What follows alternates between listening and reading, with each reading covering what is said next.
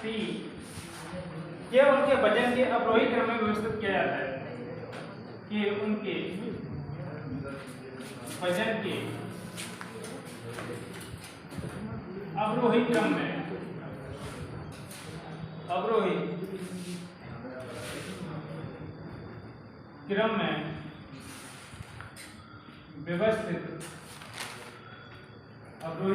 व्यवस्थित किया जाता है।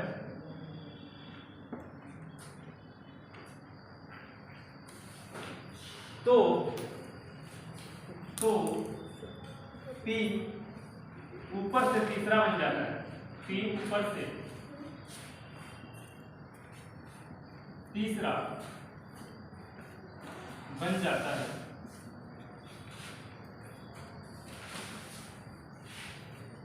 S और P के बीच में T है। S और P के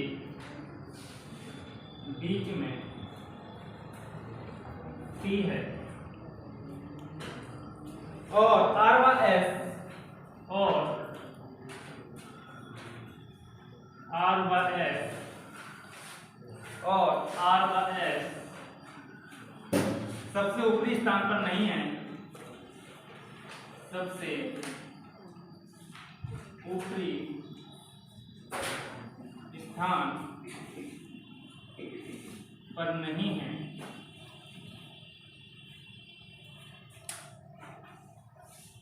तो उनमें से दूसरे स्थान पर कौन है? तो उनमें से सबसे ऊपरी स्थान पर कौन?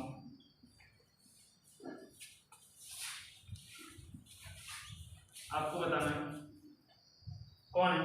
ऑप्शन ए है आर, ऑप्शन बी है आपका एस, ऑप्शन सी है टी, ऑप्शन डी है। दिए गए आंकड़े आंकड़े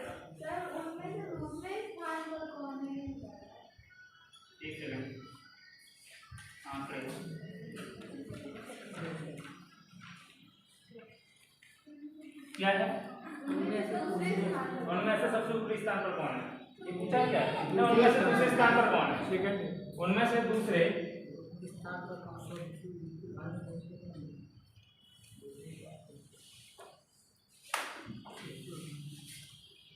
तो उनमें से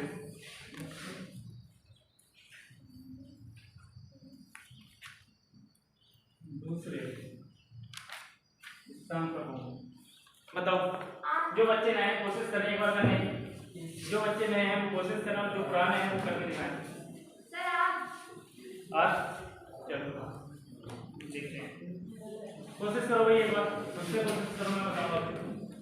एक बार बनाने की कोशिश करें, सिंपल है। अवरोही क्रम का मतलब सबको पता है, असेंडिंग होता है, डिसेंडिंग होता है। अवरोही का मतलब क्या होता है? बढ़ते हुए क्रम होता है, घटता हुआ क्रम होता है? घटता हुआ क्रम। आरोही का मतलब क्या होता है? बढ़ता हुआ। ठीक है, अब बनाओ।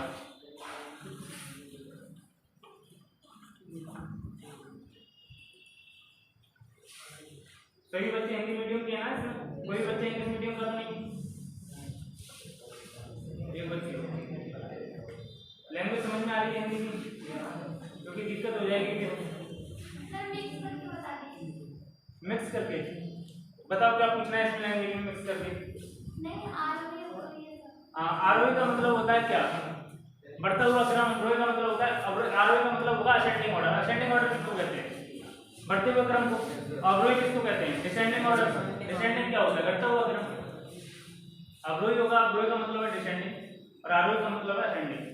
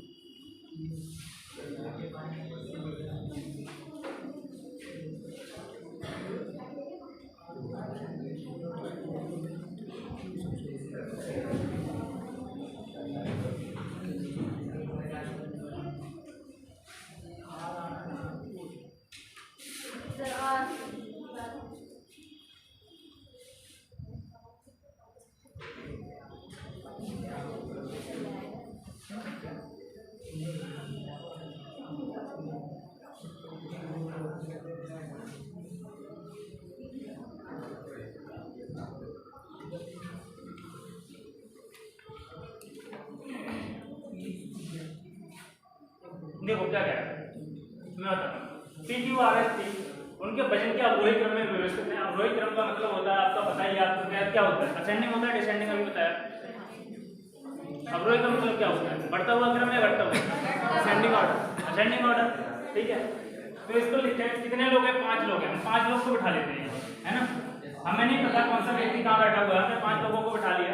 वो कह रहा है तो पी ऊपर से कौन से स्थान पर है, तीसरा बन जाता है। पी जो है वो ऊपर से कौन से स्थान पर है, तीसरे स्थान पर, पहला दूसरा तीसरा, तीसरे स्थान पर है। एस और पी के बीच में टी है, एस और पी के बीच में क्या है, टी है।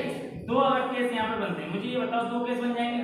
अगर पी यहाँ पर है तो वो कह रहा है कि एस और पी के बीच में टी है, एस और पी, एस और पी, एस यहाँ पर आएगा तब जाके टी बीच में आएगा। एक कंडीशन तो ये बनेगी, दूसरी कंडीशन बनेगी एस और पी के बीच में टी है तो एस सबसे ऊपर जाएगा, है ना। 2 कंडीशन बनती है। मगर आगे उसने क्या रखा है कि और आर व एस सबसे ऊपरी स्थान पर नहीं है, आर व एस सबसे ऊपरी स्थान पर नहीं है, तो ये वाली कंडीशन हमारी क्या होगी, गलत होगी। तो ये वाली कंडीशन हमारी सही होगी। वो कह रहा है कि आर और एस सबसे ऊपरी स्थान पर नहीं है, तो आर ऊपरी स्थान पर भी नहीं होगा, एस तो हमारे नीचे स्थान पर है। तो आर अगर ऊपरी स्थान पर नहीं है तो ऊपरी स्थान पर कौन, दूसरे स्थान पर आएगा। बचा कौन, एक बचा हुआ है, कौन बचा हुआ, क्यू बचा हुआ है। क्यू कहाँ होगा, पहले स्थान पर। पूछ क्या रहा है, दूसरे स्थान पर, दूसरे स्थान पर कौन आएगा, सिंपल था, है। और कौन सा था, 42 हो गया, 40 हो गया, 40 बोलो भाई, पुराने बच्चे बोल क्यों नहीं रहे, हो गया। 41 तो हो गया, 42 नहीं हुआ, क्या कह रहा है देखो 42, 20 विद्यार्थियों की पंक्ति में लिख लो एक बार से, 20 विद्यार्थियों की पंक्ति में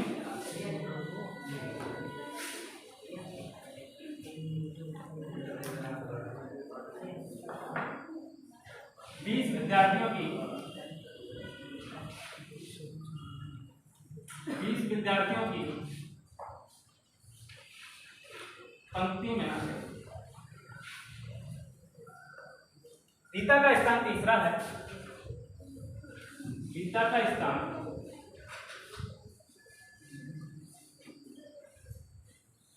तीसरा है, रीता का स्थान तीसरा है।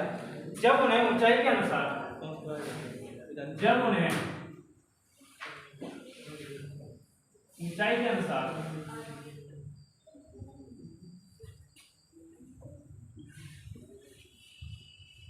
उन्हें ऊंचाई के अनुसार आरोही क्रम में व्यवस्थित किया गया,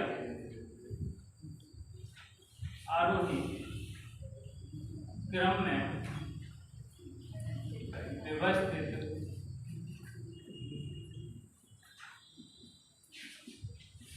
किया गया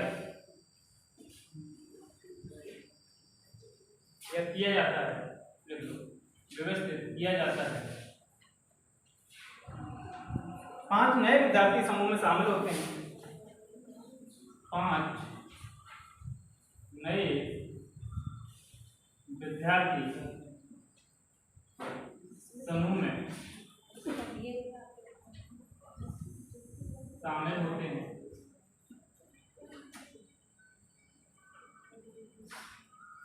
जो कि सभी रीता से लंबे हैं, जो कि सभी रीता से लंबे हैं। अब रीता का नया स्थान क्या होगा, अब रीता का नया स्थान क्या होगा, यदि सभी विद्यार्थियों को, यदि सभी विद्यार्थियों को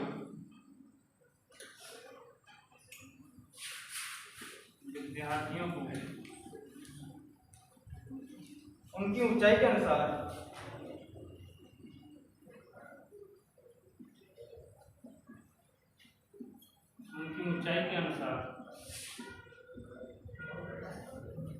अवरोही क्रम में व्यवस्थित किया जाए।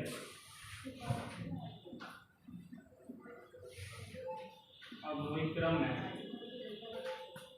व्यवस्थित किया। बताना है आपको। ए 22वां, बी 23वां, सी 18वां और डी दिए गए आंकड़े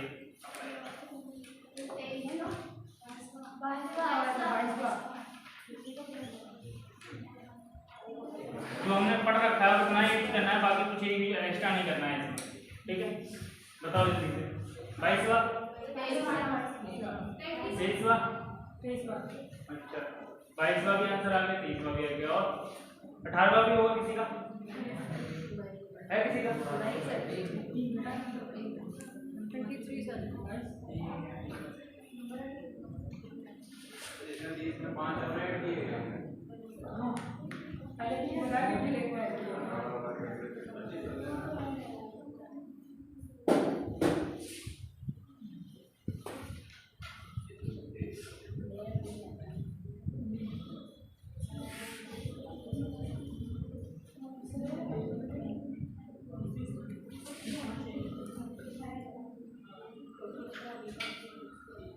आरोही का मतलब बढ़ता हुआ क्रम, इसको क्या बोलेंगे? असेंडिंग या डिसेंडिंग? Ascending order. क्या बोलेंगे? असेंडिंग ऑर्डर, ठीक है। ये कह रहा है कि 20 विद्यार्थियों की पंक्ति में रीता का स्थान जो है वो तीसरा है। तीसरा कब? जब उन्हें ऊंचाई के अनुसार कैसे क्रम में व्यवस्थित किया जाता है? असेंडिंग ऑर्डर यानी कि आरोही क्रम में व्यवस्थित किया जाता है। आरोही का मतलब होता है बढ़ते हुए क्रम में व्यवस्थित किया जाता है। 5 नए विद्यार्थी समूह में शामिल होते हैं जो कि क्या सभी रीता से क्या है? लंबे हैं, ठीक है। 5 विद्यार्थी रीता से लंबे हैं। अब रीता का नया स्थान क्या होगा? ये सभी विद्यार्थियों को उनकी ऊंचाई के अनुसार अवरोही क्रम में क्या किया जाए? व्यवस्थित कर दिया जाए। कहने का मतलब उल्टा पूछ रहा है, 17, ठीक है। देखो 20 विद्यार्थी थे, पंक्ति में कितने विद्यार्थी थे अभी? 20, और उसमें क्या था? ऊंचाई के अनुसार व्यवस्थित किया गया था, आरोही क्रम में व्यवस्थित किया गया था। आरोही क्रम का मतलब क्या होता है? बढ़ते हुए क्रम। अगर बढ़ते हुए क्रम में व्यवस्थित किया गया था तो इसका मतलब ये नीचे से हम मान लें रैंक जब बढ़ेगी तो कहां जाएगी? ऊपर की तरफ जाएगी। रैंक घटेगी तो कहां जाती है? नीचे की तरफ जाती है। तो हम एक तरीके से मान लेते हैं कि अगर आरोही क्रम में व्यवस्थित कर रहा है तो रीता का नीचे से जो स्थान था वो कौन सा था? तीसरा था। रीता का जो स्थान था नीचे से वो कौन सा था? तीसरा था। कोई दिक्कत नहीं होगी। पर वो कह रहा है कि जब उन्होंने फिर क्या था? 5 नए विद्यार्थी समूह में शामिल हो जाते हैं। 5 विद्यार्थी जो थे वो क्या हो गए? समूह में शामिल होते हैं जो कि सभी रीता से कहां क्या है? लंबे, यानी कि रैंक में कहां है? आगे वाले कहीं ना कहीं जब लंबे हैं। अब रीता का नया स्थान क्या होगा? सभी विद्यार्थियों को उनकी ऊंचाई के अनुसार क्या अवरोही क्रम में व्यवस्थित किया जाता है। मुझे ये बताओ कि तीसरी रैंक ये थी, टोटल बच्चे कितने थे पहले? 20 थे। अगर पर्सन 20 थे तो डिस्टेंस कितने का होगा? डिस्टेंस, अच्छा डिस्टेंस कितने का होगा? 21 का होगा, है ना। डिस्टेंस 21 का होगा। नए बच्चों को समझ में नहीं आया होगा ये डिस्टेंस क्या होगा, है ना। मैं बता दूंगा अभी थोड़ी देर में। डिस्टेंस कितने का हो गया? 21। तो मुझे बताओ अगर रीता की ऊपर से रैंक क्या होगी? इसको अवरोही क्रम में व्यवस्थित कर दिया जाए तो अवरोही क्रम का मतलब क्या होता है? घटते हुए क्रम में। तो ये नीचे को आ रहा है तो कहां है? घटते हुए क्रम में। नीचे से ऊपर की तरफ जा रहा है तो कहां जा रहा है? बढ़ते हुए क्रम में। तो मुझे बताओ तीसरी रैंक अगर रीता की नीचे से है और टोटल कितने 21 है तो ऊपर से कितनी बची? 17 बची। कितनी बची? 17 क्या बची? 18 बची। कितनी आ गई? 18 आ गई। और उसमें से कह रहा है कि 5 व्यक्ति और समूह में शामिल हो जाते हैं। कितने व्यक्ति? 5 व्यक्ति। 18 और 5 23। तो कौन सा रहेगा हमारा? कोई दिक्कत? देखो अब मैं बताता हूँ ये डिस्टेंस कैसे 21 आ गया। एक क्यों ऐड कर दिया? हमने सबसे पहले पढ़ा था कि जो हमारा टोटल पर्सन होते हैं, जैसे हमने पढ़ा था कि राहुल का स्थान लेफ्ट से कितना है? ये हमारा लेफ्ट हैंड होता है, ये हमारा राइट हैंड होता है, ठीक है। ये राइट हैंड है। जो हमारा दायां पंक्ति का दायां, हमारा बायां पंक्ति का बायां। अगर मैं कह देता हूँ कि अगर कोई व्यक्ति राहुल है और राहुल का बाएं से स्थान जो है वो 20वां है ना। और वही स्थान जो कह देता हूँ राइट हैंड से जो भी स्थान है इसका 24वां है। राइट हैंड से कौन सा है? 24वां है। और दाएं से बाएं से कौन सा है? 20वां है। कोई दिक्कत नहीं। तो मुझे बताओ कि अब टोटल पंक्ति में जो व्यक्ति होंगे वो कितने होंगे? तो 24 और 20 आप जोड़ देंगे, है ना। 24 और 20 जोड़ेंगे तो मुझे बताओ इधर से रैंक 20 भी है राहुल की, इधर से 24। तो राहुल कितनी बार काउंट कर लिया हमने? 2 बार काउंट कर लिया। और 2 बार काउंट कर रहा है तो कितने हो गए? 24 और 20 44 हो गया। राहुल को कितनी बार काउंट किया? 2 बार काउंट किया। इस वजह से हमें एक क्या करना पड़ेगा? एक बार राहुल को माइनस करना पड़ेगा। तो टोटल पर्सन की वैल्यू कितनी आ जाएगी? 43 आ जाएगी, 43 आ जाएगी। अगर ये राइट हैंड, अगर टोटल पर्सन की वैल्यू को, इसी को हम फॉर्मूला बना लेते हैं, total person equal to left hand plus right hand minus, ये हमारा फॉर्मूला बन जाता है ना। इसी फॉर्मूले को हम टॉप एंड बॉटम से भी बना सकते हैं। अगर व्यक्ति कहाँ ऊपर या नीचे से बैठे हुए हो, ये लेफ्ट हैंड से राइट हैंड की तरफ बैठे हुए हैं, अगर वो कह देता कि राहुल का स्थान ऊपर से 20वां है और नीचे से क्या है, नीचे से 24वां है, तो भी हमारा फॉर्मूला सेम ही रहता। लेफ्ट हैंड की जगह राइट हैंड की जगह क्या हो जाता कि टॉप से टॉप प्लस बॉटम माइनस 1, यही हो जाता। ये टॉप एंड बॉटम या लेफ्ट और राइट हैंड जो है, इसी को हम क्या मान लेते हैं, डिस्टेंस मान लेते हैं। इसी को क्या मान लेते हैं, डिस्टेंस मान लेते हैं। टोटल पर्सन अगर हमें निकालना है तो हम इसको क्या मान लें, डिस्टेंस मान लें। तो डिस्टेंस माइनस 1, टोटल पर्सन की वैल्यू जो आती है वो डिस्टेंस माइनस 1 आती है। अगर हमें यहीं से डिस्टेंस चाहिए तो डिस्टेंस क्या हो जाएगा, ये -1 इधर है बराबर से इधर आएगा तो क्या हो जाएगा, प्लस का हो जाएगा। तो टोटल पर्सन प्लस, तो वही चीजें थी हमारी कि पर्सन हमारे कितने थे, 20 थे, तो डिस्टेंस कितना हो जाएगा, 21 हो जाएगा। टोटल पर्सन प्लस 1, ये बेसिक था। ठीक है, yes,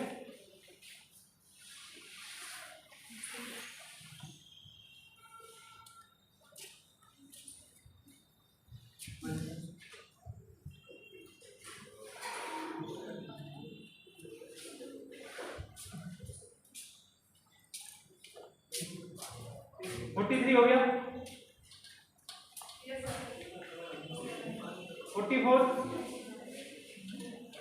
44 हो गया, 45 नहीं हुआ। क्या कह रहा है कि अलग अलग मोटाई की 5 किताबें पी क्यू आर एस और टी हैं। पी आर से मोटी है, क्यू एस से मोटी है, टी क्यू जितनी मोटी नहीं है लेकिन आर से मोटी है, एस आर जितनी मोटी नहीं है, तो इनमें से कौन सी किताब सबसे पतली है, बता दो। ये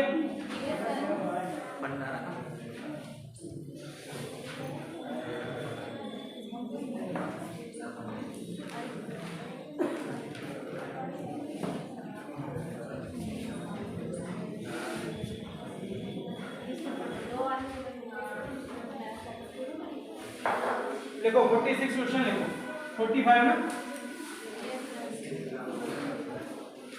अलग अलग मोटाई की बातें नहीं हुई, अलग अलग मोटाई की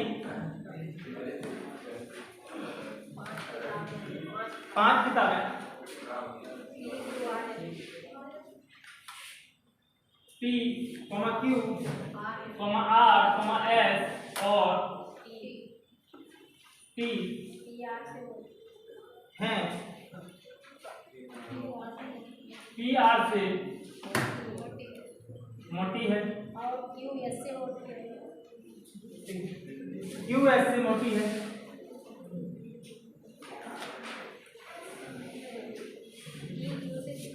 Q S से मोटी है, T Q जितनी मोटी नहीं है, T Q जितनी मोटी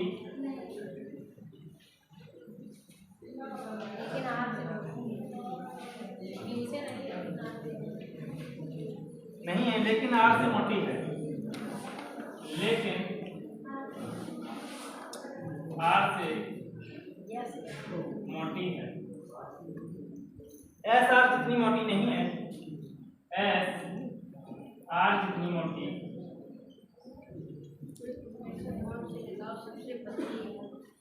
नहीं है, तो इनमें से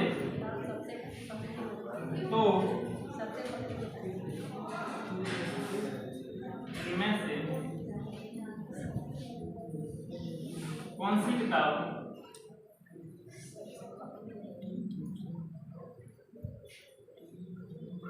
सबसे पतली है,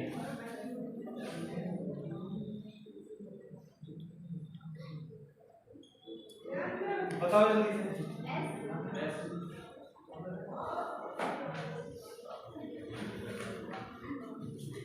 कोशिश करो बनाने की।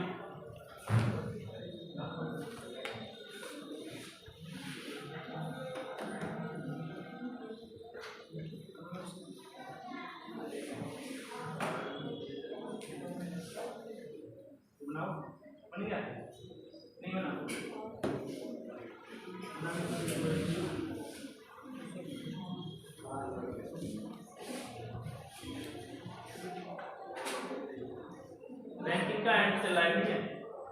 थोड़ी सी दिक्कत होगी, कोई दिक्कत नहीं, नए बच्चे चीजें समझ नहीं आ रही होगी, मैं समझ सकता हूँ, मगर इसमें कुछ है नहीं, ये सिंपल से क्वेश्चन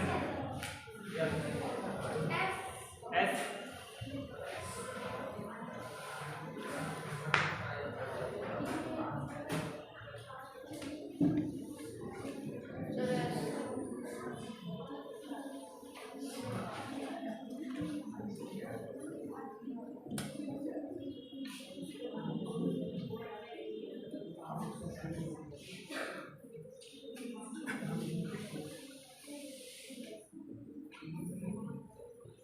हम उसी मेथड के आधार पर करेंगे, हम इसको बड़ा और मोटा और छोटा नहीं समझेंगे, सब तो हम रैंक में आगे ही समझेंगे, जो मोटा जाता है वो रैंक में आ गया, जो मोटा कम है वो रैंक में पीछे है, वही मान के आप आंसर को कोशिश करा कर निकालने की कोशिश, ठीक है। जैसे वो कह रहा है कि अलग अलग मोटाई की 5 किताबें पी क्यू आर एस और टी है, पी आर से मोटी है, पी आर से क्या है, मोटी है, पी आर से बड़ी है, मान लेते हैं, कोई दिक्कत नहीं है, अगर आप इस तरीके से बनाना चाहें बना सकते हैं, पी आर से मोटी है, क्यू एस से मोटी है, क्यू किससे मोटी है बेटा, क्यू एस से मोटी है, टी क्यू जितनी मोटी नहीं है, टी अगर क्यू जितनी मोटी नहीं है तो क्यू से क्या होगी, छोटी पतली होगी कहीं ना कहीं, ठीक है, छोड़ देते हैं, इसको होल्ड करते हैं, लेकिन आर से मोटी है, लेकिन आर से क्या है, मोटी है, कौन, आर से मोटी है टी, मगर किससे पतली है, क्यू जितनी मोटी, टी क्यू जितनी मोटी नहीं है, तो क्यू से क्या होगी, पतली होगी कहीं ना कहीं, लेकिन आर से मोटी है, आर से मोटी है, एस आर जितनी मोटी नहीं है, एस आर जितनी मोटी नहीं है, एस जब आर जितनी मोटी नहीं है तो एस से क्या होगी, आर क्या होगी, एस जो है आर जितनी मोटी नहीं है, वो क्या कह रहा है, एस आर जितनी मोटी नहीं है तो क्या होगी, पतली होगी, एस आर से क्या होगी, पतली होगी, एस जो है वो आर से पतली है, पतली होगी तो किधर जाएगी, राइट की तरफ जाएगी, तो मैं कह सकता हूँ कि एस आर जितनी एस आर जितनी मोटी नहीं है तो एस कहाँ जाएगी, इधर जाएगी, मगर एस से भी पतला कौन है, क्यू, ये तो गलत बन गया, गलत बन गया, एक सेकंड, अलग अलग मोटाई की 5 किताबें हैं, पी आर से मोटी है, पी आर से मोटी है, क्यू एस से मोटी है, ठीक है, टी क्यू जितनी मोटी नहीं है, टी क्यू जितनी मोटी नहीं है तो क्यू से क्या है, पतली है, टी क्यू जितनी मोटी नहीं है लेकिन आर से मोटी है, लेकिन आर से मोटी है, एस आर जितनी मोटी नहीं है, एस जो है वो आर जितनी मोटी नहीं है, एस आर जितनी मोटी नहीं है तो आर से क्या होगी, पतली होगी, एस आर जितनी मोटी नहीं है तो इनमें से कौन सी किताब सबसे पतली है, तो ऐसा आ जाएगा अपने आप, गलत कैसे बनना है, अच्छा ये आर से बड़ा पी है ना, आर से बड़ा कौन है, पी है, दोबारा बनाते हैं, कंफ्यूजन होता है, पी आर से मोटी है, क्यू एस से मोटी है, क्यू किससे मोटी है, क्यू एस से मोटी है, क्यू एस से मोटी है, टी क्यू जितनी मोटी नहीं है, टी क्यू जितनी मोटी नहीं है तो क्या है, टी क्यू जितनी मोटी नहीं है तो क्यू से पतली है, टी क्यू जितनी मोटी नहीं है लेकिन आर से मोटी है, लेकिन आर से मोटी है, एस आर जितनी मोटी नहीं है, एस आर जितनी मोटी नहीं है तो आर क्या है, पतली होगी एस से,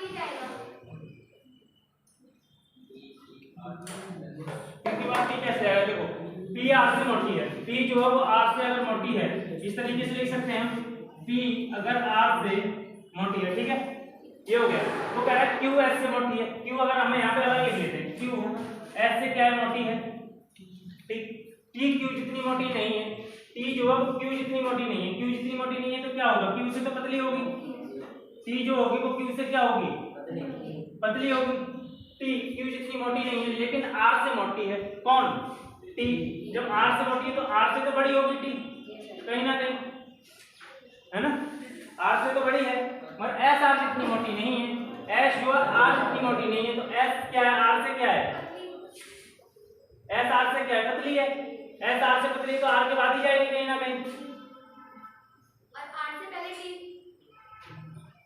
आर से पहले कैसे आ जाएगा, आर के बाद आएगा ना टी, तो आर मोटा है ना, आर से मोटी है टी, कहाँ लिखा हुआ आर से मोटी, ये देखिए लेकिन आर से हिडन लाइन क्यू एस से मोटी है ना, और टी की इतनी मोटी नहीं है, लेकिन आर से मोटी है, लेकिन आर से मोटी है टी, तो आर से मोटी का नहीं तो है यहाँ पे हमने, आर के बीच में टी जाएगा, मैं क्यों कंफ्यूज हो रहा हूँ, कुछ मिस हो रहा है, टी आर से मोटी है, क्यू एस से मोटी है, ठीक है, टी क्यू जितनी पतली मोटी नहीं है, टी क्यू जितनी मोटी नहीं है, लेकिन आर से मोटी है, लेकिन आर से मोटी है, बंद कर दिया था सर, क्यों बंद नहीं क्वेश्चन किया जाए,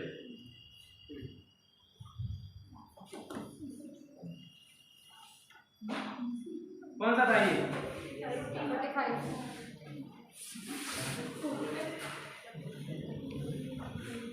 45 46 हो गया, 47 48 नहीं हुआ, क्या कह रहे थे वो 48, ए बी सी डी और ई में बी केवल डी से लंबा है, सी दूसरे सबसे लंबा व्यक्ति है, तो उसमें से सबसे लंबा कौन है यह निश्चित करने के लिए कौन सा कथन या कौन से आंकड़े पर्याप्त हैं, ठीक है, क्या रहा है 48 बटा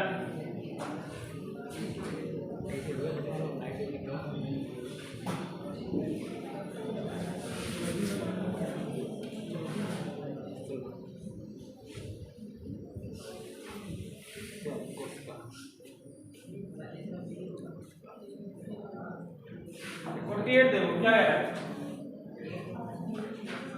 ए B C D, A comma B comma C comma D और ई में पहला लिखा हुआ है स्टेटमेंट, बी केवल डी से लंबा है, बी केवल डी से लंबा है, बी केवल डी से लंबा है, दूसरा स्टेटमेंट है सी दूसरा सबसे लंबा व्यक्ति, ये बातें नहीं, सबसे लंबा व्यक्ति है,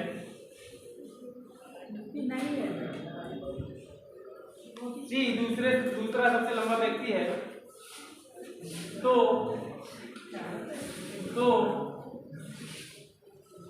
उनमें से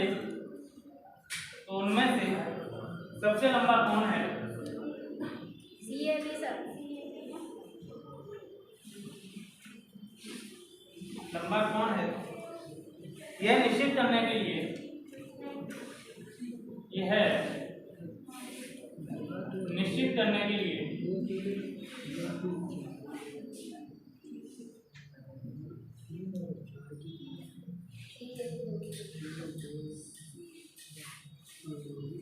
कौन से कथन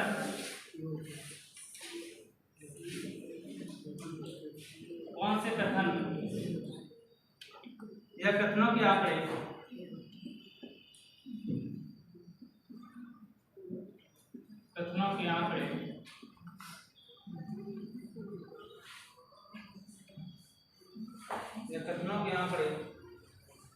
पर्याप्त है,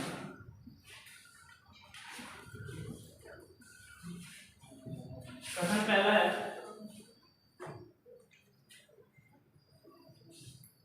ए बी से लंबा है,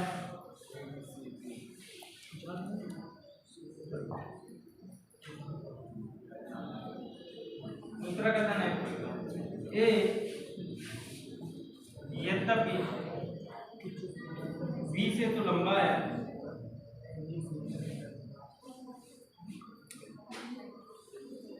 है, लेकिन ई जितना लंबा नहीं है,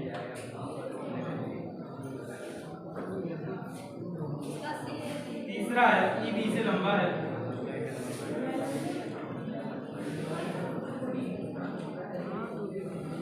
चौथा है सी ए और बी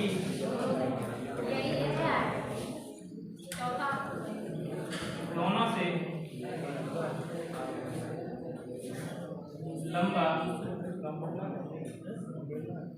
ए ऑप्शन केवल 4, बी ऑप्शन या तो 2 अकेले या 4 अकेले, सी ऑप्शन केवल 2 या केवल 1 और 3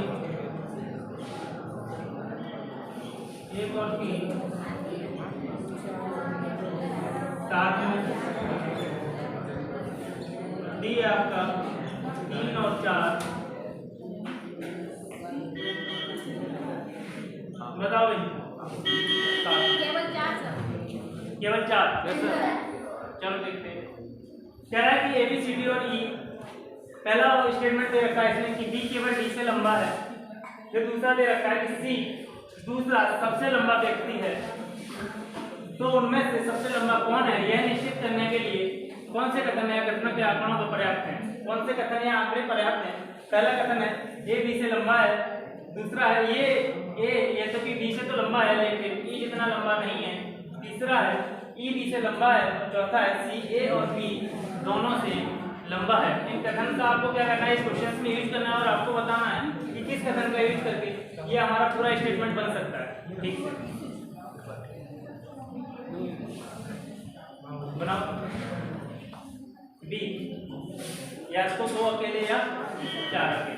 ठीक,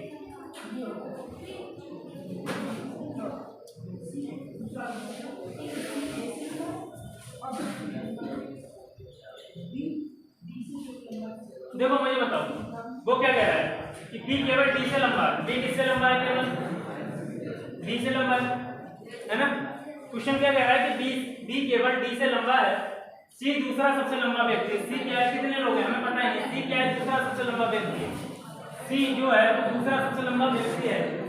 तो उनमें से सबसे लंबा कौन है? हम यहाँ पर कंफर्मेशन कर सकते हैं, इन दोनों स्टेटमेंट से कंफर्मेशन कर सकते हैं कि सबसे लंबा व्यक्ति कौन है? नहीं कर सकते। तो हमें क्या करना पड़ेगा? किसी न किसी कथन का यूज करना पड़ेगा, है ना। कथन का यूज हम करते हैं। वो कह रहा है कि ए बी से लंबा है। ए क्या है? बी से तो लंबा है ना। ए बी से लंबा है और बी क्या है? डी से लंबा है। और वहां पे क्या कह रखा है? सी दूसरा सबसे लंबा व्यक्ति है। सी दूसरा सबसे लंबा व्यक्ति है। दूसरे यहाँ पे कितने व्यक्ति हो गए? 1 2 3, है ना। और एक सी भी है, तो कितने व्यक्ति हो गए? टोटल 4 हो गए। तो यहाँ पे हमें कंफर्मेशन है कौन सा किससे क्या लंबा है, नहीं याद कर सकते। दूसरा स्टेटमेंट पढ़ो। ए यद्यपि बी से तो लंबा है लेकिन ई जितना लंबा नहीं है। ए बी से तो लंबा है, ए किससे लंबा है? बी से लंबा है, मगर ई जितना लंबा नहीं है। तो सबसे लंबा कौन होगा? यहाँ पर कंफर्मेशन कहीं ना कहीं हमें हो रही है कि ई सबसे लंबा हो जाएगा। कितने लोग हैं? टोटल 5 लोग हैं ना, ए बी सी डी और ई। अगर मैं कहूँ देखो इस तरीके से बैठा 1 2 3 4 5 सिंपल तरीका। 5 लोग हैं। 5 लोगों में कह रहा है कि बी केवल डी से लंबा है। बी केवल डी से लंबा और किसी से लंबा नहीं है। बी केवल डी से लंबा यहीं बैठेगा, क्योंकि अगर बी को हम कहीं दूसरे स्थान पर बैठे हैं तो कहीं 2 से लंबा हो जाएगा। बी केवल डी से लंबा है। वो कह रहा है कि सी दूसरा सबसे लंबा व्यक्ति है। सी क्या है? दूसरा सबसे लंबा व्यक्ति है। ठीक है, कोई दिक्कत? 2 व्यक्ति बैठाने हैं हम। अब मुझे बताओ ए बी से लंबा है। ए क्या है? बी से लंबा है। अगर मैं यहाँ पे ए बी से लंबा बैठाऊं तो पहले स्टेटमेंट क्लियर हो रहा है या नहीं हो रहा है? नहीं क्लियर हो रहा। हमें पहले वाले स्टेटमेंट से हमें क्लियर नहीं हो रहा कथन से कि सबसे लंबा कौन है। ठीक है, फिर दूसरा क्या कह रहा है कि ए यद्यपि बी से तो लंबा है। ए यद्यपि बी से तो लंबा है लेकिन ई जितना लंबा नहीं है। तो ए जो है बी से तो लंबा है। अगर मैं ए यहाँ पे बैठा दूं तो ए बी से तो लंबा है मगर ई जितना लंबा नहीं है। तो ई कहाँ आएगा? सबसे ऊपर, क्योंकि ई से क्या है? छोटा है। तो इस वाले स्टेटमेंट से कहीं ना कहीं पता चल रहा है हमें कि सबसे लंबा जो होगा वो कौन होगा? ई होगा। फिर तीसरा स्टेटमेंट देखो, ई जो है वो बी से लंबा है। ई केवल बी से लंबा है। अगर ई को मैं केवल बी से लंबा बैठा दूं तीसरे वाले स्टेटमेंट में तो हमें सबसे लंबा पता चल जाएगा? नहीं पता चलेगा। ठीक है। चौथा वाला कह रहा है कि सी ए और बी दोनों से लंबा है। सी जो है ए और बी दोनों से लंबा है। सी जो है वो ए और बी दोनों से लंबा है, तो सी यहाँ आ जाएगा, सी बैठा हुआ है। और अगर सबसे ये चार व्यक्ति बैठ गए, ए बैठ गया, बी बैठ गया, सी बैठ गया, डी बैठ गया, तो एक व्यक्ति बच जाएगी, वो कहाँ हो जाएगा, सबसे लंबा हो जाएगा। तो कहने का मतलब इससे भी क्या हो रहा है, ये स्टेटमेंट ठीक हो रहा है। तो क्या हो जाएगा, या तो दो अकेले या चार अकेले, लेकिन इन दोनों स्टेटमेंट से कहीं ना कहीं व्यक्ति क्या है, सबसे लंबे व्यक्ति की हमें पहचान हो जाती है कि सबसे लंबा व्यक्ति कहाँ बैठेगा। ठीक है, कोई दिक्कत नहीं होगी मुझे लगता है। 48 हो गया, 49, 50 और 51 भी हो गया होगा, है ना। इसको खत्म करते हैं पहले से।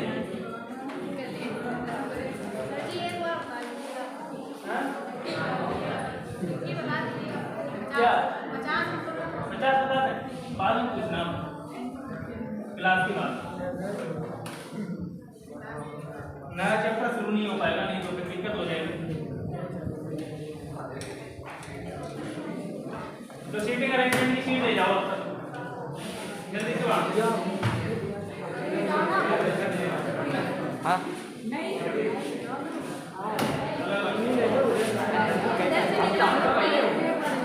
एक भी बांटनी है।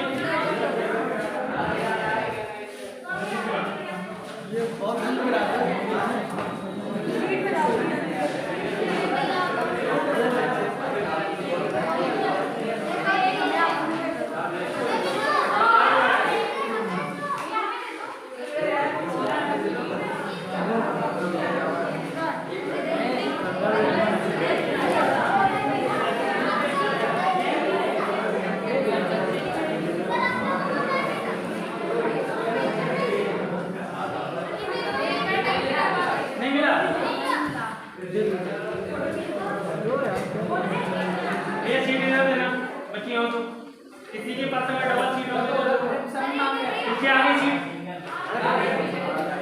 सबके पास आगे, और किसी के पास नहीं है तो वो लेके जाएंगे।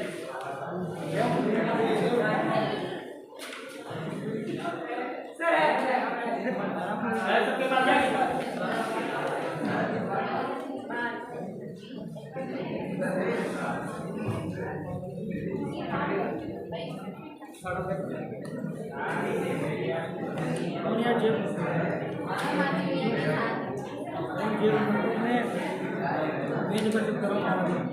नया चैप्टर शुरू करेंगे सीटिंग अरेंजमेंट। ठीक है, इसी चैप्टर को शुरू करने को तैयार।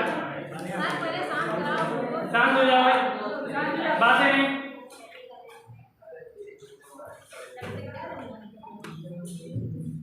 सीटिंग अरेंजमेंट इसके बारे में किसी को पता है ना। इसमें दो तरीके के क्वेश्चन बनते हैं। ये सीटिंग अरेंजमेंट के जो क्वेश्चन है मैक्सिमम बैंक में ज्यादा बनते हैं। एसएससी में जो क्वेश्चन बनता है बहुत ज्यादा, एक बनता है, एक या दो क्वेश्चन बनते हैं। एसएससी वगैरह हो गया, ठीक है। यूपी ट्रिपल एससी का कोई भी एग्जाम है या यूपी पुलिस का कांस्टेबल का एग्जाम है तो उसमें एक या दो क्वेश्चन बनते हैं। कोई एक अरेंजमेंट दे देगा, उससे दो क्वेश्चन पूछ लेगा। अगर बड़ा अरेंजमेंट आएगा तो उससे 2 या 3 क्वेश्चन पूछेगा। छोटा अरेंजमेंट होगा तो उससे क्या पूछेगा, केवल एक सिंगल क्वेश्चन पूछेगा। ठीक है, मैक्सिमम इसमें अरेंजमेंट जो आते हैं वो बैंक में बनते हैं। 2 से 3 अरेंजमेंट बनेंगे, 2-3 अरेंजमेंट से लगभग 15 से 20 क्वेश्चन बनते हैं। एक अरेंजमेंट से 5 क्वेश्चन बनते हैं बैंक में। ठीक है, इसमें 2 तरीके के क्वेश्चन बनते हैं। एक होता है आपका क्लोज अरेंजमेंट, बातें नहीं। एक होता है आपका क्लोज अरेंजमेंट, एक होता है आपका ओपन अरेंजमेंट। ठीक है, बातें नहीं हुई।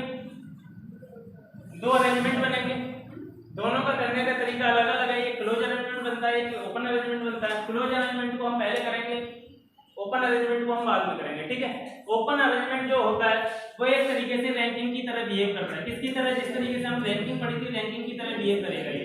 ठीक है, ओपन अरेंजमेंट में व्यक्ति होंगे वो एक तरफ मुंह करके खड़े होंगे, या तो उत्तर दिशा की तरफ या दक्षिण दिशा की तरफ। ठीक है, एक दूसरे के बाएं या दाएं। ये आपका कौन सा हो गया, ओपन अरेंजमेंट। क्लोज अरेंजमेंट में क्या होगा, ये कहीं ना कहीं सीटिंग पे बैठे हुए होंगे। या तो मेज आपकी क्या होगी, गोलाकार होगी, इसमें बैठे हुए होंगे, या मेज क्या होगी आपकी आयताकार होगी, या क्या होगी मेज आपकी वर्गाकार होगी, या आपकी मेज कोई भी एक व्यक्ति जो बैठा होगा पेंटागन स्थिति में बैठा होगा, पंचभुज दिशा में। ठीक है, 5 व्यक्ति होंगे, कहीं भी बैठा देगा, अंदर की तरफ मुख करके, बाहर की तरफ मुख करके, कैसे भी बैठा सकता है। मिक्स्ड अरेंजमेंट भी होती है ऐसे, कुछ व्यक्ति अंदर की तरफ मुख करके बैठे होंगे, कुछ व्यक्ति बाहर की तरफ मुख करके। तो क्लोज अरेंजमेंट जो होगी उसमें 3 तरीके के व्यक्ति होते हैं। क्वेश्चन बनते हैं। एक बनता है आपका पहला, इसमें व्यक्तियों का मुख जो होगा वो किधर होगा, केंद्र की तरफ होगा। व्यक्तियों का मुख किधर होगा, केंद्र की तरफ। सभी व्यक्तियों का जो मुख होगा वो केंद्र की तरफ होगा।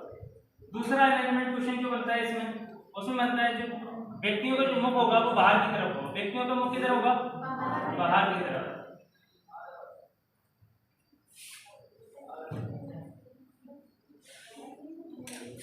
ठीक है। तीसरा होता है हमारा मिक्स्ड अरेंजमेंट। तीसरा क्या होता है हमारा, मिक्स्ड अरेंजमेंट।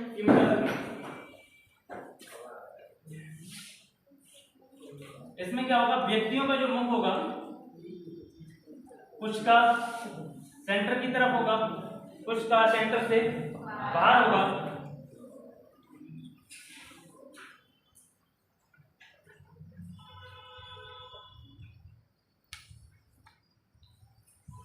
ठीक है,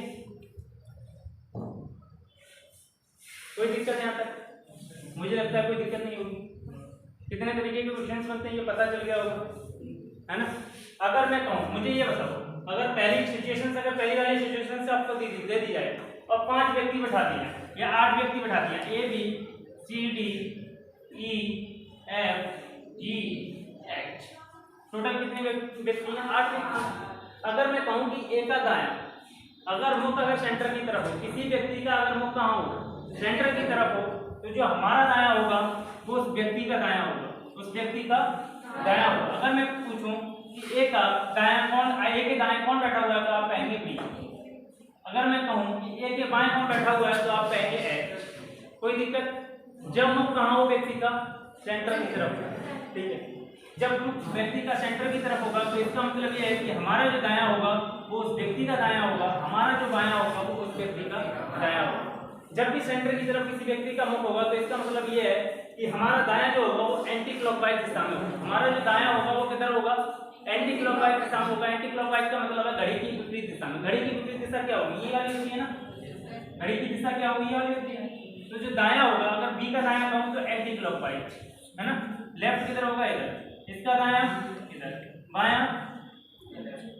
अगर मैं कहूं ई का दायां किधर होगा, एंटी क्लॉकवाइज दिशा में। दायां किधर, राइट इधर हो जाएगा, लेफ्ट।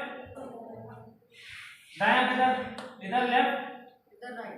ठीक है, तो कहने का मतलब लेफ्ट जो होगा वो क्लॉकवाइज दिशा में होगा और राइट जो होगा वो एंटी क्लॉकवाइज दिशा में होगा। कब, जब व्यक्तियों का मुख कहाँ हो, सेंटर की तरफ। ये चीज ध्यान रखनी है आपको। ठीक है, जब व्यक्तियों का मुख कहाँ हो, सेंटर से बाहर हो, आउट ऑफ सेंटर हो, सेंटर से बाहर की तरफ हो, तो मुझे ये बताओ तो क्या होगा, राइट हैंड किधर होगा, तो इसका अपोजिट हो जाएगा, इसका अपोजिट हो जाएगा। राइट हैंड जो होगा वो हमेशा कहाँ होगा, क्लॉकवाइज दिशा में होगा। राइट हैंड कहाँ होगा, क्लॉकवाइज दिशा में होगा, और लेफ्ट हैंड जो होगा वो एंटी क्लॉकवाइज दिशा में होगा। समझ में आया?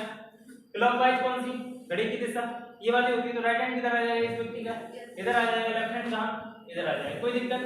अगर मैं व्यक्ति यहाँ पे बैठा दूं, A B C D E F G, मैं कहूँ कि ए के दाएं कौन बैठा हुआ है, तो आप बता सकते हैं एच बैठा हुआ है। अगर मैं कहूँ आपसे ए के बाएं कौन बैठा हुआ है, डी बैठा हुआ है। मैं इसी तरीके से आपसे पूछता हूँ कि ई के दाएं और बाएं बताओ कौन बैठा हुआ है। दाएं एफ बैठा हुआ है,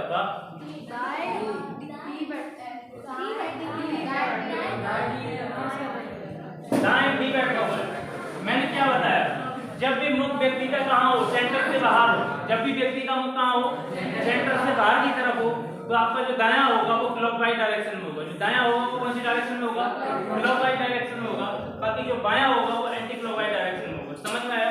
जब व्यक्ति का मुख कहाँ हो, सेंटर की तरफ हो, जब व्यक्ति का मुख कहाँ हो, सेंटर की तरफ हो, तो दायां किधर होगा, एंटी क्लॉकवाइज डायरेक्शन में होगा, और बायां किधर होगा, क्लॉकवाइज डायरेक्शन में होगा। समझ में आया? हमें कुछ डिफरेंस नहीं करना है, हमें ये पता होना चाहिए कि अगर व्यक्ति का बायां सेंटर की तरफ मुख है, किसी व्यक्ति का सेंटर की तरफ मुख है, तो जो हमारा दायां है वो उस व्यक्ति का दायां होगा, हमारा बायां है उस व्यक्ति का बायां है। तो इससे हमें पता चल जाएगा कि एंटी क्लॉकवाइज जो होगा वो दायां होगा इसका, और बायां जो होगा वो क्लॉकवाइज दिशा में होगा। कब?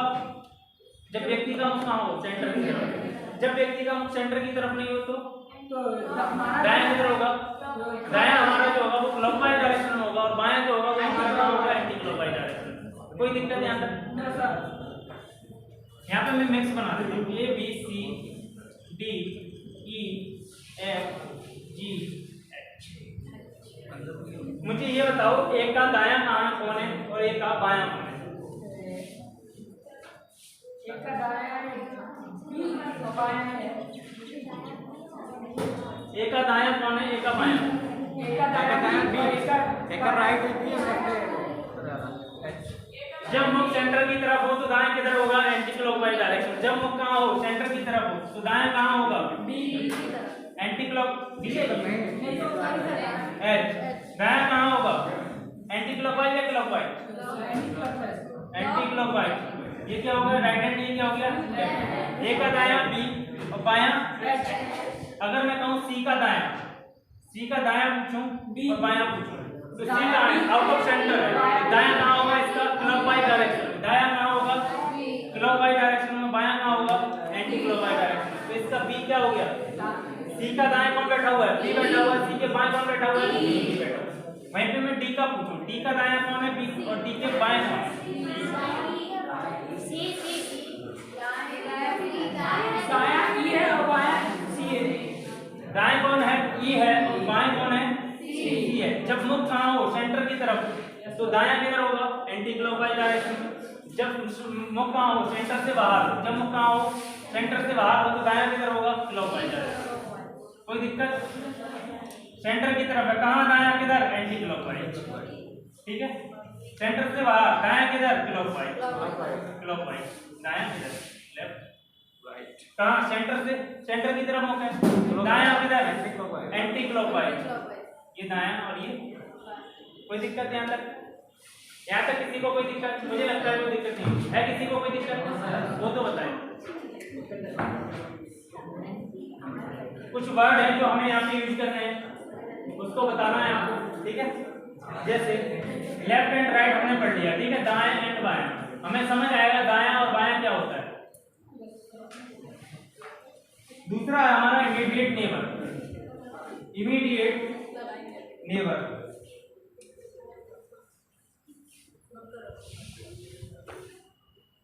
इमीडिएट नेबर का मतलब होता है पड़ोसी।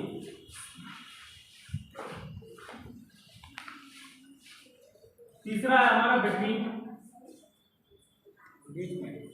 बिटवीन का मतलब होगा बीच, है ना? बीच में कौन है? In between. एक होता है नेक्स्ट इन। नेक्स्ट अगला।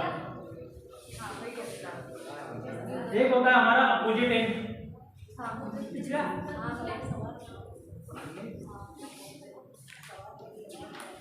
अपोजिट का मतलब क्या होता है? व्यक्ति। एक हमारा होता है फेसिंग। एक वर्ड होता है हमारा फेसिंग, इसको हम बोलते हैं सम्मुख।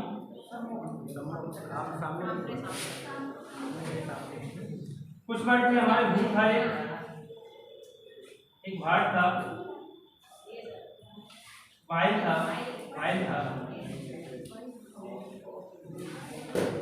एंड था, बट था, ये सब इन शब्दों के बारे में हमने ब्लड रिलेशन में भी पढ़ा था, है ना? वो जो होता है वो किसके लिए यूज होगा? ये हमेशा ऑब्जेक्ट के लिए यूज होगा। किसके लिए? ऑब्जेक्ट के लिए। और ये जो यूज होगा वो सब्जेक्ट के लिए यूज होगा। सब्जेक्ट का मतलब होता है ये फर्स्ट पर्सन के लिए यूज होगा, ये ऑब्जेक्ट जो होगा वो सेकंड पर्सन के लिए यूज होगा। ठीक है। कोई दिक्कत नहीं आता? अब मुझे ये बताओ दायां और बायां समझ में आ गया? किस व्यक्ति का दायां कहाँ है, बायां कहाँ है? ये समझ में आया या नहीं आया? आ गया। ठीक है। मैं कह रहा हूँ इमीडिएट नेबर, पड़ोसी पूछ रहा हूँ। अगर मैं पूछूं कि एक ये पड़ोसी कौन है, एक ये मैंने पड़ोसी पूछे, एक ये पड़ोसी कौन है, तो आप बताना है एक ये पड़ोसी कौन है। बताओ। एक ही पड़ोसी। एक ये पड़ोसी, एक ये पड़ोसी अगर मैं पूछूं तो बी भी है और एच, बी और इसी तरीके से अगर मैं पूछता हूँ कि ई के पड़ोसी कौन है, डी और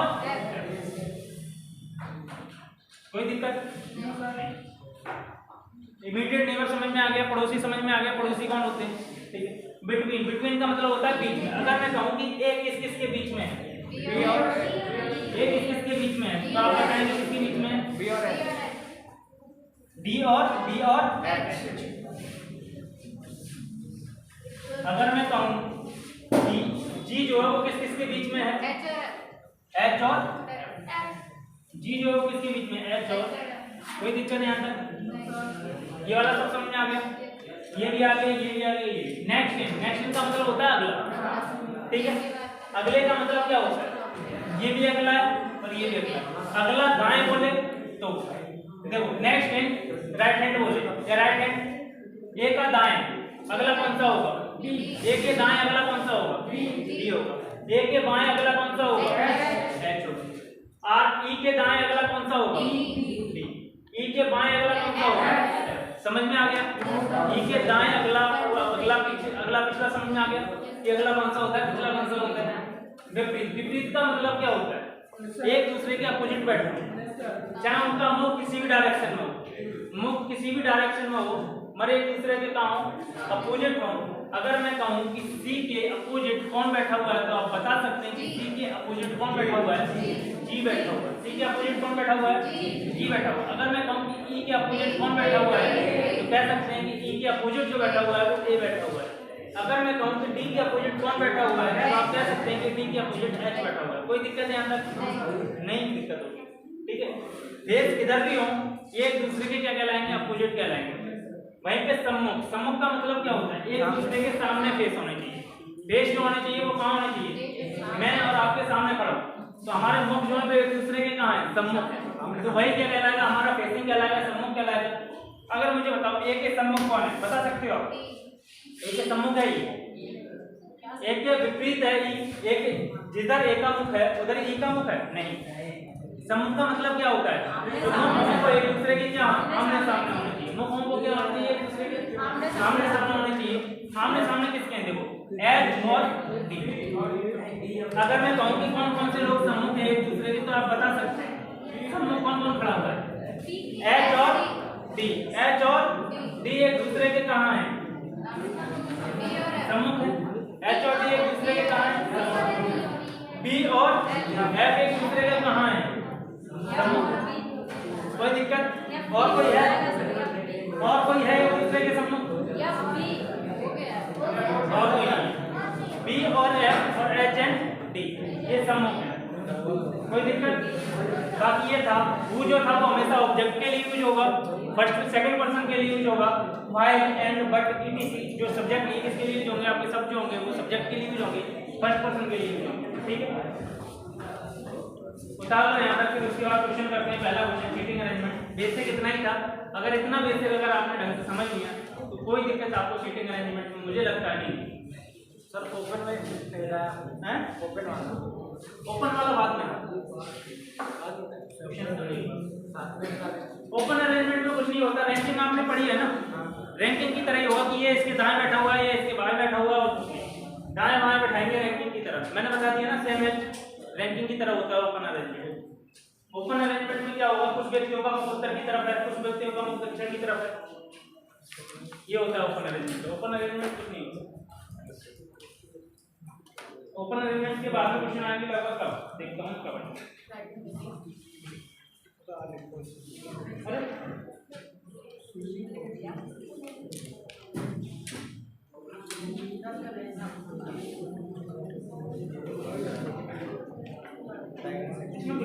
27 क्वेश्चन नहीं है बस।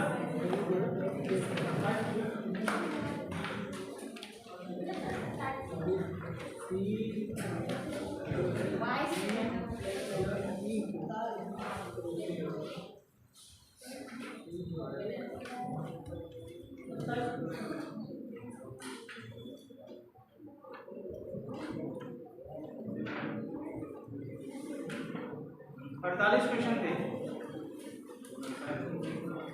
48 में 27 पेज है।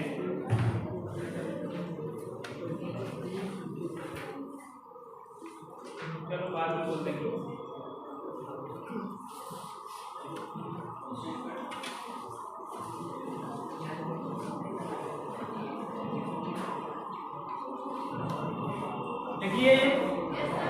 लिखिए तो पहले क्वेश्चन बनाने की एक बार कोशिश करो खुद से। पहला क्वेश्चन बैठाने की कोशिश करो एक बार। कह रहा है कि 8 एग्जीक्यूटिव हैं, 8 लोग हैं, A B C D E F G और एच, एक गोल मेज के गिर्द एक बैठक करने के लिए बैठे हैं। ए जी के दाएं को दूसरा है, जो बी के दाएं को तीसरा है, डी एफ के बाएं को तीसरा है, जो जी और ए के बीच में बैठा है, सी बी या ई का पड़ोसी नहीं है तो आपको बताना है, 5 क्वेश्चन बताने हैं। इसके विपरीत कौन बैठा है, ए के बाएं दूसरे स्थान पर कौन है, बी और सी के बीच में कौन है, बी के दाएं दूसरे स्थान पर कौन है, ई का पड़ोसी कौन है। सर तो ये क्वेश्चन मिश्रण का है ना? नहीं नहीं, मिक्स एलिगेशन करेंगे नहीं इसका, सभी केंद्र की तरफ मुख करके बैठे हुए। इसमें देखो जब लिखा हुआ ना हो, जब किसी व्यक्ति को मुख करके लिखा हुआ ना हो तो इसका मतलब ये होता है कि आप अपनी तरफ से मान लिया करो सभी व्यक्ति बैठे हुए हैं, तो अगर मीटिंग करने के लिए बैठे होंगे तो एक दूसरे के अपोजिट तो बैठे हुए नहीं होंगे, है ना। एक का मुख इधर होगा, एक का मुख इधर होगा, ऐसा तो होगा, सबका मुख इधर होगा, सेंटर की तरफ होगा, बताया तो गया नहीं बैठे हुए, इसे बताया गया तो नहीं है कि इधर को मुंह करके बैठे हैं, इन्होंने सभी बैठे हैं ना। हाँ, चारों तरफ बैठे हैं ना, चारों तरफ बैठे हुए हैं। मतलब सर इसमें कोई कितने लोग हैं, ए बी सी डी 8 लोग हैं, 8 लोगों को बिठाना है आपको। देखो बिठाने का तरीका क्या है, बिठाने का तरीका वही है कि आपको सबको एक दूसरे के तरफ बिठाना है, सामने बिठाना है, ठीक है। 8 लोग हैं, 1 2 3 4 5 6 7 8। जब मीटिंग करने के लिए बैठे हैं तो हमें स्वाभाविक है ये सबका मुख किधर होगा, सेंटर की तरफ होगा, तो सबका मुख कहाँ बना दो, सेंटर की तरफ बना, सबका मुख कहाँ बना दो, सेंटर की तरफ। अब बिठाने की कोशिश करो, अब बिठाने की कोशिश करो।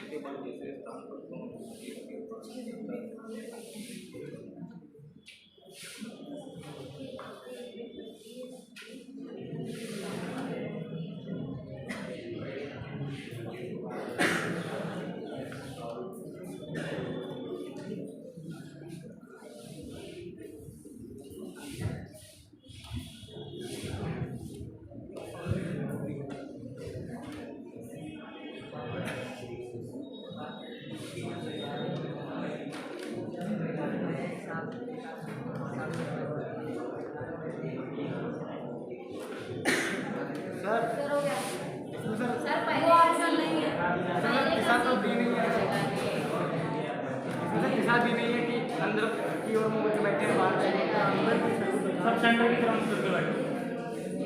सर ऑप्शन नहीं मिलता है। सर अब पता है हाँ पहले का सी है, दूसरे का डी है, तीसरे का सर टी, चौथे का बी और पांचवे का सी। पता नहीं आया किसी का और किसी का बन गया क्या क्या बना पहले का बी, दूसरे का डी, तीसरे का सी। चलो देखते हैं क्या कह रहा है। देखो 8 एग्जीक्यूटिव है A B C D E F G और एच एक गोल मैच के गिर्द एक बैठक करने के लिए बैठे हैं। ए जी के दाएं को दूसरा है, ए किधर है, ए जी के दाएं को दूसरा है। ए जो बैठा हुआ है वो जी के दाएं, जी के कहां दाएं, दाएं किधर होगा। ए जो बैठा हुआ है वो जी के दाएं को कहां बैठा हुआ है, ए जो बैठा हुआ है वो जी के दाएं को दूसरे स्थान पर बैठा हुआ है। ए जो बैठा हुआ है वो जी के दाएं को कहां बैठा हुआ है, दूसरे स्थान पर। हमें पता है कि इसका दायां किधर होगा, एंटी क्लॉकवाइज दिशा में, इसका बायां किधर होगा, क्लॉकवाइज दिशा में। दिखाई नहीं दे रहा।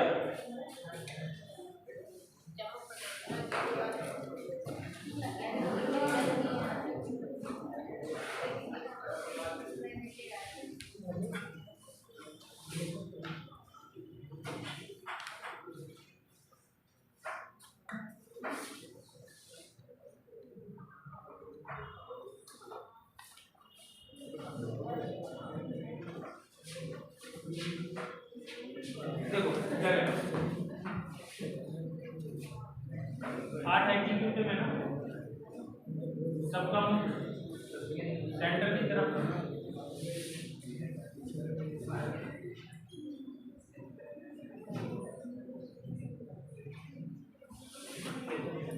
ए B C D E F G, A G के दाएं को कहाँ है, दूसरा है। ए जो बैठा हुआ है वो जी के दाएं को दूसरा स्थान पर बैठा हुआ है, लेफ्ट। इसका राइट किधर होगा, एंटी क्लॉकवाइज दिशा में होगा। लेफ्ट किधर होगा, क्लॉकवाइज दिशा में होगा। जब व्यक्ति का मुंह कहाँ होता है, सेंटर की तरफ होता है, ठीक है। ए जी के दाएं को दूसरा है, जो बी के दाएं को तीसरा है। जो किसके लिए यूज हुआ है यहाँ पे, मुझे ये बताया, जो किसके लिए यूज हुआ है, फर्स्ट पर्सन के लिए या सेकंड पर्सन के लिए।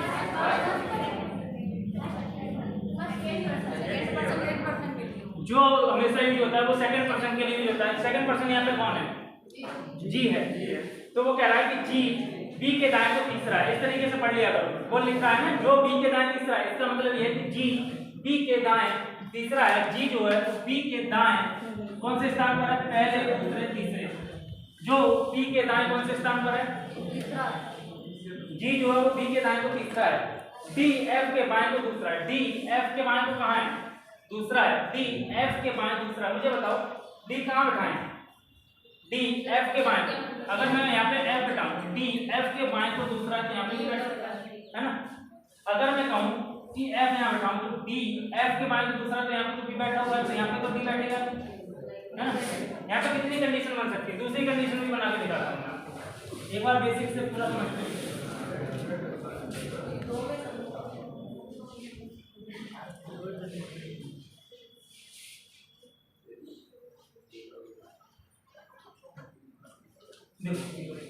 पहली कंडीशन क्या थी कि जी जो बैठा हुआ है, ए जो बैठा हुआ है, जी के दाएं दूसरे स्थान पर बैठा हुआ है। ए जो बैठा हुआ है वो जी के दाएं को दूसरे स्थान पर बैठा हुआ है, कोई दिक्कत नहीं। फिर वो कह रहा है कि जो बी के दाएं को तीसरे स्थान पर, जी बी के दाएं को, जी बी के दाएं को दूसरे स्थान पर है, जी बी के दाएं को तीसरा है, जी बी के दाएं को तीसरा है, ठीक है। दोनों की कंडीशन अभी सेम। फिर कह रहा है डी एफ के बाएं को दूसरा है। डी जो बैठा हुआ है वो एफ के बाएं को दूसरा है, कोई दिक्कत। डी एफ के बाएं को दूसरा है, जैसे यहाँ पे बैठाएं, यहाँ पे तो हमने बैठा दिया डी एफ के बाएं को दूसरा, और कहीं बैठ सकता है। देखो डी एफ के बाएं को, इधर किसका राइट हैंड किधर होगा, इधर होगा। इसका लेफ्ट हैंड इधर होगा, इसका राइट हैंड इधर होगा, इसका लेफ्ट हैंड इधर। क्लॉकवाइज आ रहा है, एंटी क्लॉकवाइज आ रहा है, right left right left right left right left right. वो कह रहा है कि डी एफ के बाएं को दूसरा है। क्या कह रहा है, डी एफ के बाएं को कहाँ है, दूसरा है। डी एफ के बाएं को, अगर मैं कहूँ कि डी एफ के बाएं को, यहाँ पे क्या बैठाऊंगा? अगर डी एफ के बाएं को दूसरा है तो डी एफ के बाएं को दूसरा हमने यहाँ बैठा दिया। ये कंडीशन तो ये बना दी हमने कि डी एफ के बाएं को दूसरा है। अगर मैं कहूँ कि यहाँ पर कहीं और बैठ सकता है डी एफ के बाएं को दूसरा, डी एफ के बाएं को, डी एफ के बाएं को दूसरा है, इधर बैठाऊंगा डी एफ के बाएं को दूसरा, तो ये बायां है या दायां? ये दायां है, तो यहाँ तो बैठेगा नहीं। डी एफ के बाएं को दूसरा, बायां बैठेगा तो क्लॉकवाइज दिशा में बैठेगा। डी एफ के बाएं को, डी एफ के बाएं को दूसरा यहाँ पे बैठ सकता है। डी एफ के बाएं को दूसरा है तो यहाँ पे हम बैठा सकते हैं कि डी, यहाँ पे क्या बैठा हुआ है? डी एफ के, डी नीचे रहेगा ऊपर डी एफ के बाएं को दूसरा है। कोई दिक्कत? दो कंडीशन बन गई यहाँ पे।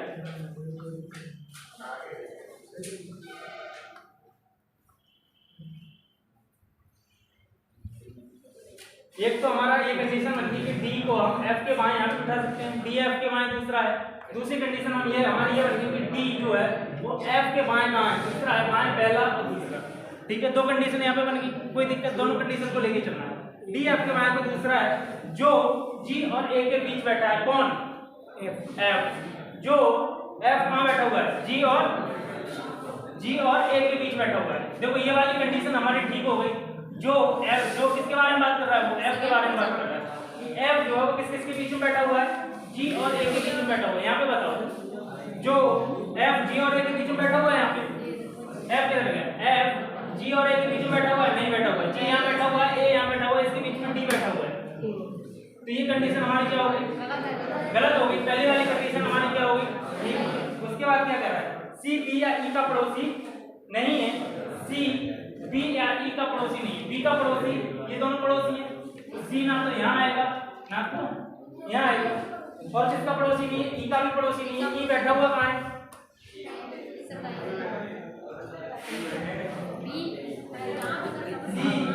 बी या ई का पड़ोसी नहीं है। यही तो बी और ई का बी ई के पड़ोसी हो सकते हैं, यही तो प्रॉब्लम है। बस बी ई पड़ोसी हो सकते हैं, ये तो बैठाया ही नहीं है यहाँ पे, ये तो लिखा हुआ ही कुछ है, तो पड़ोसी हो सकते हैं ना।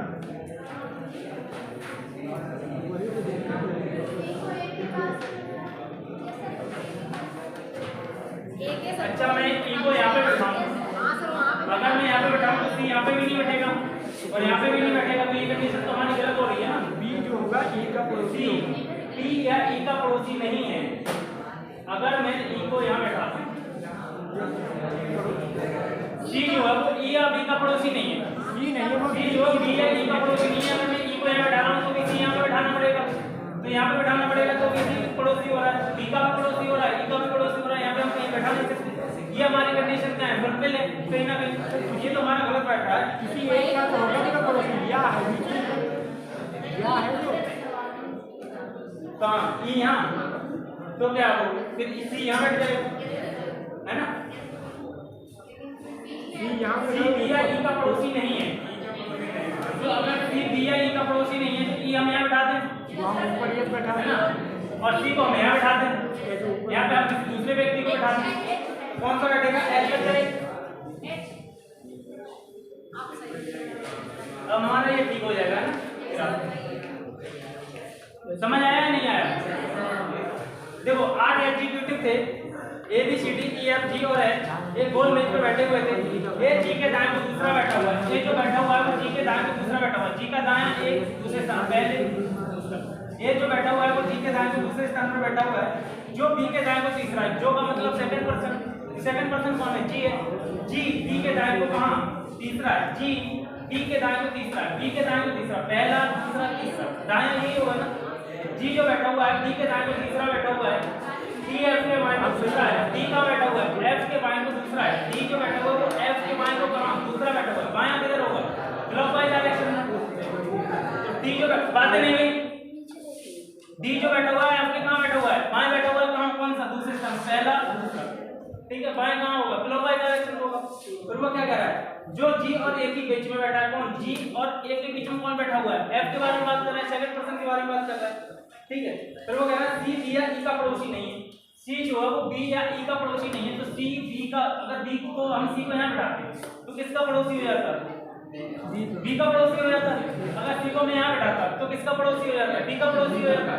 अगर मैं क्या करता है यहाँ पे, क्या करता है ई बिठा देता, यहाँ पे मैं क्या कर देता ई बिठा देता, तो भी ये क्या हो जाता है? सी का पड़ोसी हो जाता है। इधर सी किसका पड़ोसी? ई का पड़ोसी हो जाता, और यहाँ पे किसका पड़ोसी हो जाता? बी का पड़ोसी नहीं बन पा रहा, ई को हमें कहाँ बिठाना पड़ेगा? इस वाली पोजीशन में बिठाना पड़ेगा, जिससे कि सी हमें कहाँ बिठाना पड़ेगा? इस वाली पोजीशन पर। बच्चा कौन? एच, क्योंकि वो पड़ोसी नहीं है। सी किसका? बी और ई का। बी और ई का पड़ोसी तो नहीं बनाया हमने, किसका पड़ोसी बना दिया? एच का पड़ोसी। अब पूछ क्या रहा है? एच के विपरीत कौन बैठा हुआ है? एच के विपरीत कौन है? जी बैठा हुआ है। ए के बाएं दूसरे स्थान पर कौन है? ए के बाएं, बायां किधर? क्लॉकवाइज दिशा में। ए के बाएं दूसरे स्थान पर कौन बैठा हुआ है? इसमें आंसर नहीं है बी और सी के बीच में कौन बैठा हुआ है? सर, इसमें आंसर नहीं है। सर डी उसका डी होगा ना।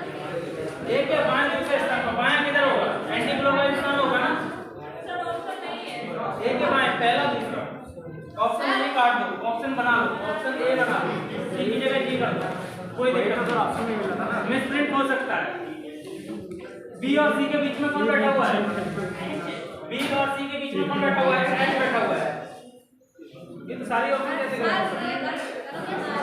ये हमारा पहले ही गलत है, ये क्वेश्चन गलत है। ये जो बी या सी है तो इसका जगह नहीं है।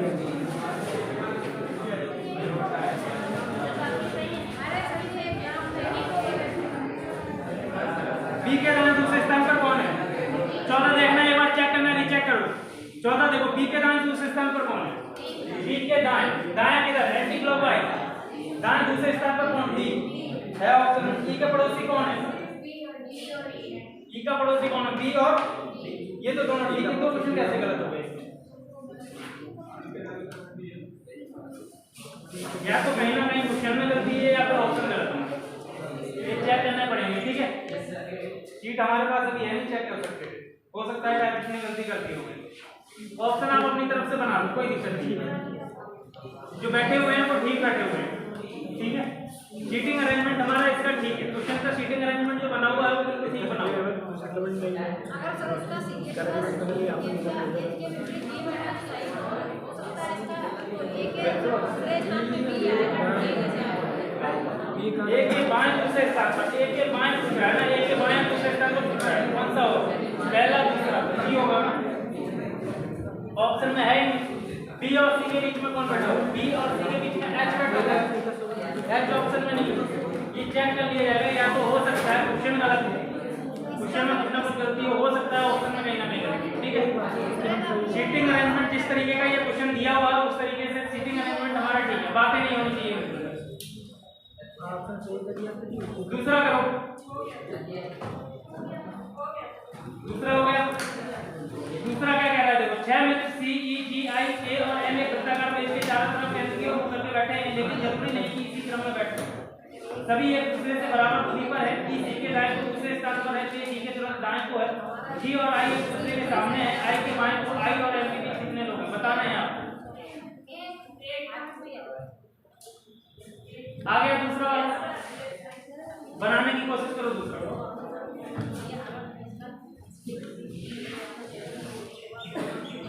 आप पहले क्वेश्चन से मास्टर बनना चाह रहे हैं, ऐसा नहीं होगा कि पहले क्वेश्चन से ये सारी चीजें समझ आ जाए, पहले क्वेश्चन से आप बनाना शुरू कर दो। देखो क्या कह रहा है, 6 मित्र बैठे हुए एक वृत्ताकार मेज की तरफ बैठे हुए, ठीक है। 1 2 3 4 5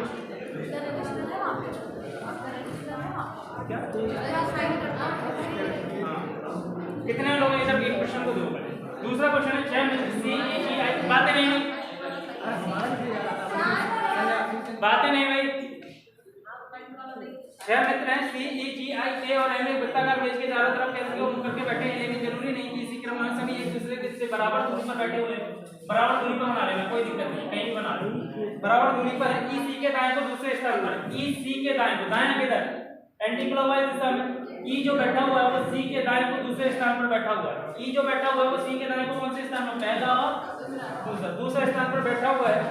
के जी के दाएं तुरंत दाएं को है, के जो बैठा हुआ है वो जी के दाएं बैठा हुआ है तुरंत, के जो बैठा हुआ है वो जी के दाएं बैठा हुआ है तुरंत, ठीक है। के जो बैठा हुआ है वो जी के दाएं, जी यहाँ पे बैठ सकता है, के यहाँ पे भी बैठ सकता है, जी यहाँ पे बैठ सकता है तो के यहाँ पे भी बैठ सकता है। तुरंत ध्यान, दो कंडीशन हमारे यहाँ पे बनती है। इस लाइन को क्या करते हैं हम, होल्ड कर देते हैं। आगे देखते हैं क्या कह रहा है। जी और आई एक दूसरे के सामने, जी और आई एक दूसरे के कहाँ है, सामने बैठे हुए हैं।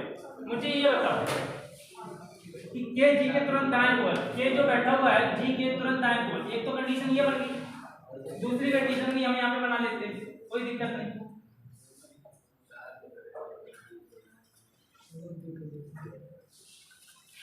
क्या कह रहा था, ई सी के दाएं को दूसरे स्थान पर है, ई जो है सी के दाएं को दूसरे स्थान पर है, के जी के दाएं को तुरंत दाएं है।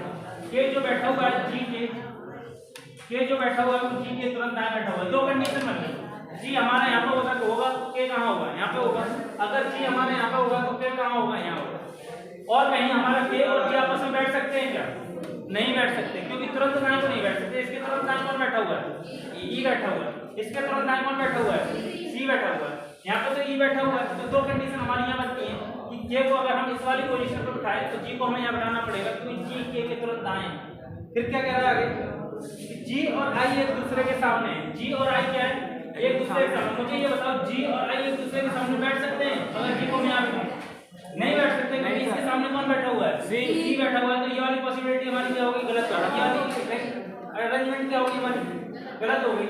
ये क्या कह रहा है कि जी और आई एक दूसरे के सामने, जी और आई एक दूसरे के कहाँ है, सामने। कोई दिक्कत?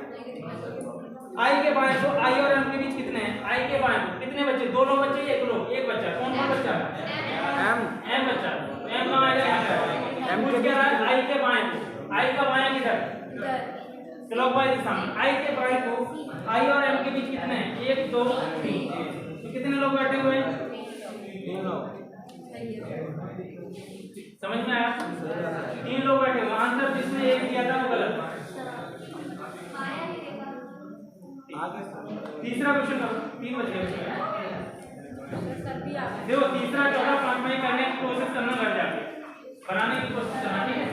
बाकी कल करेंगे हम, जो भी क्वेश्चन इसमें छूट गए बाकी हम कल करेंगे। बाकी क्वेश्चन से जी ये सीटिंग अरेंजमेंट जो चैप्टर होता है ना, ये बहुत ज्यादा बोरिंग होता है। इसके लिए सीखने के लिए पेशेंस चाहिए होता है थोड़ा। रीजनिंग का सबसे घटिया चैप्टर होता है ये, और सबसे ज्यादा क्वेश्चन बैंकिंग में इसी से बनता है, क्योंकि ये एक या दो बार में आपको सीटिंग अरेंजमेंट समझ में नहीं आएगा। आप सोच रहे हो एक अरेंजमेंट बना के चीजें समझ आ जाए, ऐसा नहीं होगा। आपको कम से कम 10-20 अरेंजमेंट बनानी पड़ेगी, उसके बाद चीजें ठीक